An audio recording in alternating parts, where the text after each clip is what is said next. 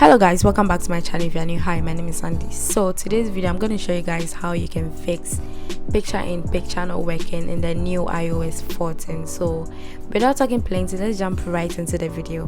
Now the first thing you need to do is to make sure that picture in picture is turned on. So I'm going to go to settings, and then I'm going to go to general, and then I'm going to go to picture in picture. As you can see, it's already turned on. Please, if yours is turned off, turn it on. Okay, so now that it's turned on, we are good to go.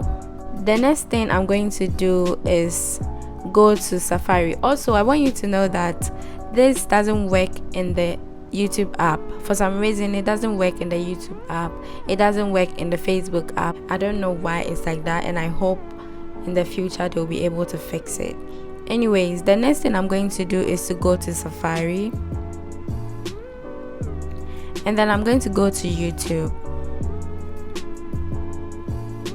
So once we are in YouTube from our browser, we'll go to where it says AA on our left hand side, and then we are going to tap on that, and then we'll request for desktop website. So the next thing is to click on any video you want to watch. So if you are searching for hair tutorials, music, in this case it's a tutorial, so I'm just going to click on the first video.